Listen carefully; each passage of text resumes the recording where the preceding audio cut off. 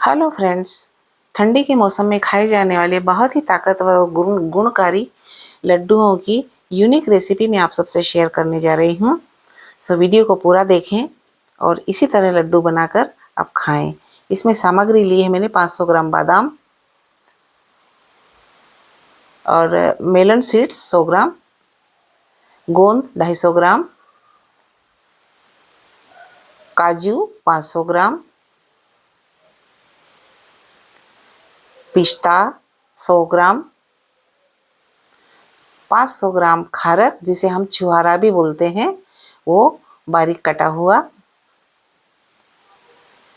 500 ग्राम शक्कर पिसी हुई,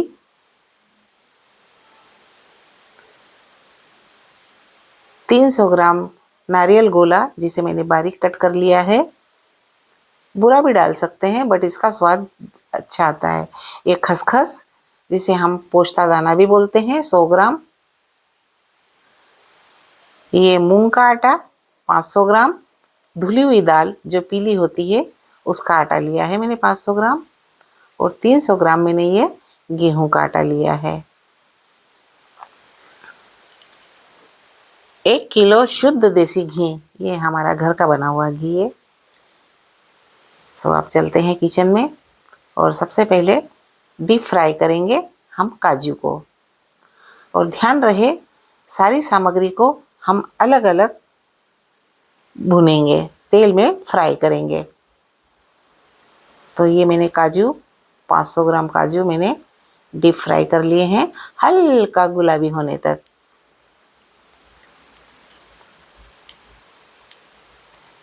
और अब मैंने बादाम डाल दी है, 500 ग्राम बादाम है।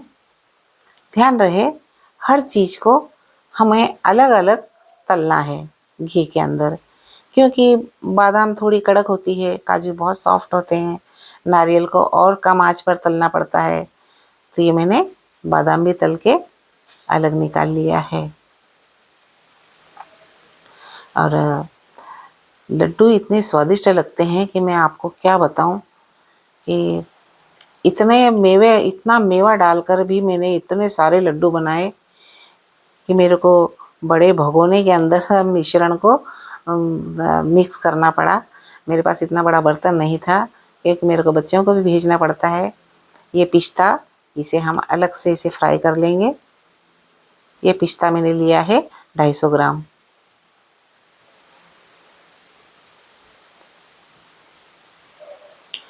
इसमें इतना अच्छा फ्लेवर रहता है इसका, ये ज़रूर डालें। और ज़रूरी नहीं कि आप लोग इतना इतना सामान डालें, भले ही जैसे 2 लोगों को खाना है या किसी डिलीवरी वाली महिला को खिलाना है तब कम सामग्री भी ले सकते हैं अपनी आवश्यकता अनुसार और अपनी जैसी शक्ति वैसे भक्ति, है ना।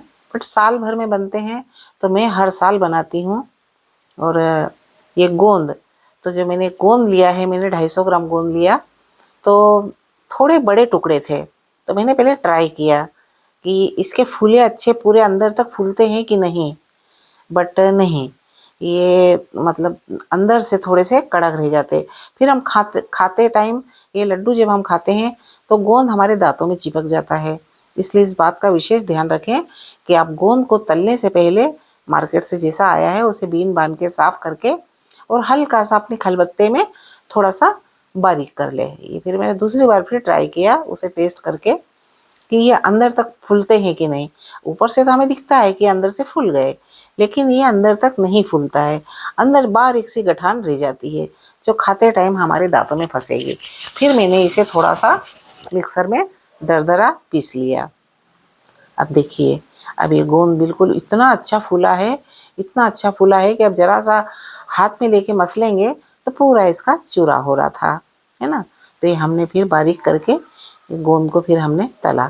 और ध्यान रहे कि दुकान से आप जाएं तो उन्हें यह कहें कि हमें है ना धावड़े का गोंद चाहिए, क्योंकि धावड़े का डिक, अब हम तो गांव के रहने वाले हैं तो धावड़े का डिक, जिसको गांव में डिक बोलते हैं, तो ये मतलब धावड़े का बहुत ही स्वादिष्ट और बहुत ही ताकतवर रहता है। ये नारियल जो मैंने पहले चाकू से इसे काट लिया, अब इसे तल के मिक्सर में मैं दरदरा पीस लूँगी।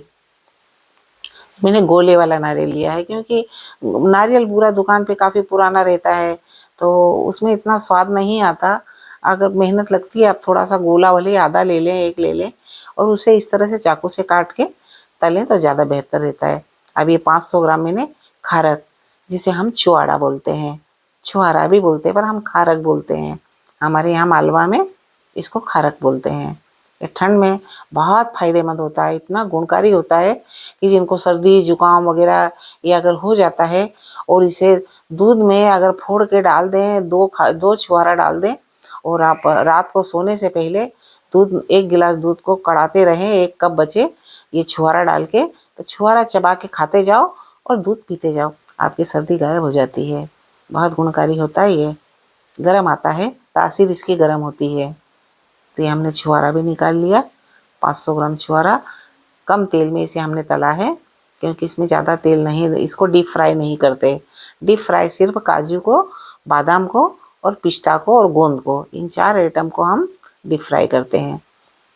अब उसी घी में हमने थोड़ा घी डालकर इसे हम थोड़ा कम घी में ही सेकेंगे, क्योंकि हमें चलाने में आसानी रहेगी, है ना, और हमें पता भी चलेगा कि कितना अच्छा सीखा है कि नहीं सीखा है। जब आप बहुत ज़्यादा घी डालकर उसे एकदम पतला करके सेकेंगे, उससे हमें पता नहीं चलता। अक्सर आपने देखा होगा अन्य लोग रेसिपीज़ वगैरह डालते हैं तो आटे में इतना घी डाल देते हैं कि उसे पानी की तरह करके उसे चलाते रहते हैं, तो उसमें इतना पता नहीं चलता।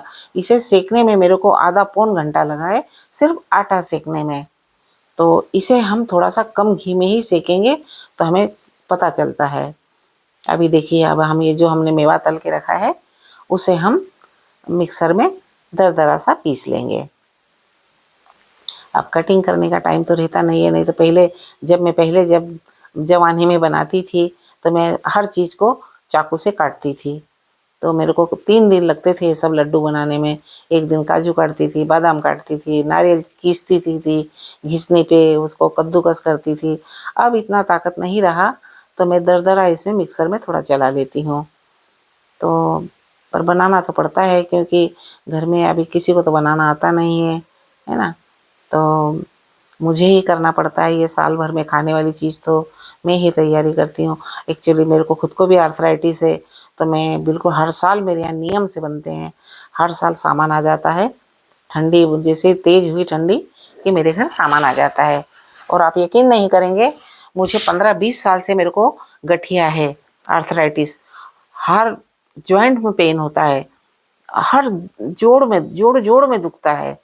तो मैं तो बहुत ही मतलब मैं तो खाती हूँ, और आप यकीन नहीं करेंगे कि हमारी कॉलोनी में आज तक किसी को ये पता नहीं है कि मुझे गठिया है, आर्थराइटिस है, क्योंकि मैं हर ठंड में ये लड्डू बनाकर खाती भी हूँ और मेरे पूरी फैमिली को खिलाती भी हूँ। मेरे बच्चे बाहर रहते हैं, उन्हें भी मैं कुरियर करती हूँ। अब देखिए, जब हम ये आटा कम घी में सेकते हैं तो इस तरह हमें पता चलता है। ये जब हर बार 5 मिनट में जब ये कलर बदलता जाएगा और इसकी इतनी महक आती है कि 4-5 पड़ोसियों को पता चल जाता है कि आपके घर में मेवा, आपके घर में कोई सिकाई हो रही है, आटा सिकाई हो रही है। बहुत अच्छी महक आती है इसकी। तो इसे पेशेंस रखते हुए धीमी आंच पर, लो टू मीडियम पर आपको सेकते रहना पड़ता है, कंटिन्यू चलाते रहना पड़ता है। अभी देखो, मैंने इतनी देर तक मैंने लड्डू बनाए, आपको ऐसा लगता है कि मेरे को गठिया है ना, थोड़ी सी चलने में तकलीफ होती है, लेकिन जैसे पूरे जैसे मेरे पोचे, मेरी उंगलियां, शोल्डर, जितने जॉइंट है बॉडी के, वो अल्टरनेट है ना, चाहे जब दुखते रहते हैं। तो ये लड्डू खाने से कमर दर्द, जोड़ों का दर्द बिल्कुल छू मंतर हो जाता है।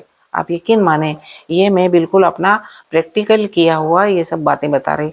अब जब हमारा आटा अच्छे से सीख गया, उसके बाद हम घी डालेंगे और फिर उसे हम पतला कर लेंगे। पहले तो हम उसे थोड़ा कम घी में ही सेकेंगे।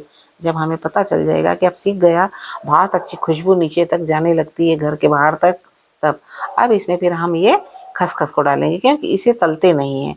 इसे जब आटा हमारा सिकाई हो जाती है उसी में डाल देते हैं। तो मैंने 100 ग्राम खसखस के पोस्ता दाना डाला है। ये नाजुक होता है, ये जल जाएगा और निकालने में भी आपको तकलीफ होगी।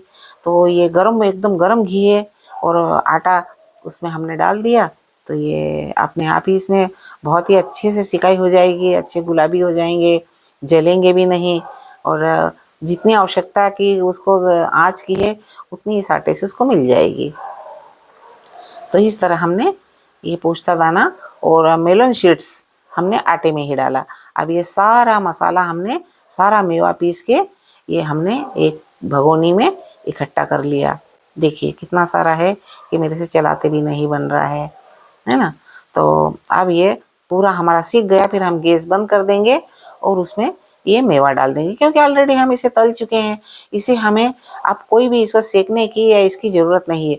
अब हमें सिर्फ ज़रूरत है कि इसे बिल्कुल एकदम एक जान कर दें, मिक्स करके पूरा मिक्स करते रहें। तो बड़ी कढ़ाई में, अभी मेरी कढ़ाई मुझे छोटी लग रही है, अब मुझे बाहर दूसरे बर्तन में इसे ट्रांसफ़र करना पड़ेगा, क्योंकि मुझे चलाते नहीं बन रही है ना। तो अब मैंने ये, अभी तो गोंद भी डालना है, तो अब मैं ये बड़ा बर्तन लिया है भगोना मेरा, तो इसमें मैं हर साल लड्डू का मिश्रण मिक्स करती हूँ।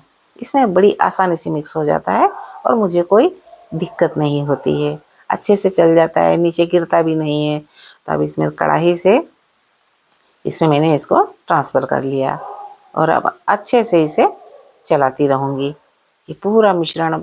अब इसमें मैंने, देखिए गोंद भी बिल्कुल है ना चूरा हो जाता है, जैसे हम लड्डू बांधेंगे ना तो चटक चटक बिल्कुल हाथ में ही पिसा जाएगा वो, इतना मतलब पता ही नहीं चलेगा कि ये आपने गोंद करा। ये भी एक अलग ही लगता है। अब इसमें शुगर भी मिला देंगे, है ना। मैंने 500 ग्राम शक्कर ली है इतने सारे सामान में, फिर भी मतलब इतने ज़्यादा मीठे नहीं लग रहे हैं, अच्छे बने हैं। क्योंकि खारक भी मीठा होता है, नारियल भी मीठा होता है ना, काजू में भी शुगर होती है, तो शक्कर तो आप कम ही डालें तो बेहतर होगा। तो बस ये कम शक्कर मिला के पूरा, मतलब मैंने मिश्रण को पूरा एक जान कर दिया। पूरा चलाते चलाते सब एकदम अच्छे से, बिल्कुल सब दूर से, कहीं कुछ भी नहीं बचना चाहिए। गोंद, मेवा, आपका शुगर, ये सब बिल्कुल पूरा मिक्स हो जाना चाहिए। आप देखिए ये पूरा मिश्रण मेरा रेडी हो गया है ना। अब इसके बाद आप मन चाहे आकार के छोटे बड़े जैसे भी बनाएं। मैंने करीब 100 ग्राम का एक लड्डू मैंने बनाया है, क्योंकि बहुत छोटे छोटे बनाए बहुत टाइम लग जाता। मैंने तो काफ़ी बड़ा बनाया है, क्योंकि घर वाले ही तो खाते हैं। मेवा के लड्डू है तो एक लड्डू से कोई ज़्यादा तो खाता नहीं है ना। इस तरह से मैंने सारे लड्डू बांधे और देखो कितनी आसानी से बन रहे हैं, बिल्कुल पूरा परफेक्ट सारा आइटम। घी भी इतना परफेक्ट है कि ना ज़्यादा है ना कम है ना। तो इस तरह से, और कितनी इजीली बन रहे हैं, मुझे बिल्कुल भी मेहनत नहीं करनी पड़ रही है। आप फटाफट फटाफट हाथों में लेते से और चल रहा, और पूरा मेवा दिखता है भी। बस ये पीसने का एक कला है इसकी कि आप इसको पूरा सूखा मेवा तल कर उसे दरदरा पीसें मिक्सर को। बस थोड़ा बंद चालू करके ऐसा करते रहें, पल्स मोड में चलाएं, एकदम से नहीं चलाएं, तो अपने आप ऐसा लगता है मेवा पूरा जैसे आपने चाकू से काट के रखा हो। तो इस तरह मैंने लड्डू बना लिए। लड्डू बनाने में मुझे बिल्कुल ज़्यादा टाइम नहीं लगा, मेवे की सिकाई वगैरह करने में हमें बहुत टाइम लगा। तो फ्रेंड्स, वीडियो को आप पूरा देखें और जिस तरह हमने बनाया है इस तरह से आप बनाएं और एक बार खा के देखें। और फिर इसका आप 10 दिन बाद, आप अगर 10 दिन भी खा लेते हैं एक एक लड्डू डेली सुबह खाली पेट, और शर्त यह है कि इसको खाने के बाद आप पानी न पिएं, है ना। आप खाएंगे, आप 10 दिन बाद ही अपनी बॉडी में देखेंगे कि कितना असर होता है। गठिया वाले लोग खाएंगे, डिलीवरी वाली महिलाएं खाएंगी अगर, और बढ़ती उम्र के मेरे जैसे लोग जो भी खाएंगे तो बहुत फ़ायदा देगा और बहुत गुणकारी है, बिल्कुल इतना असर करेगा। आप एक बार ज़रूर बनाएं और खाएं और मुझे कमेंट्स में बताएं।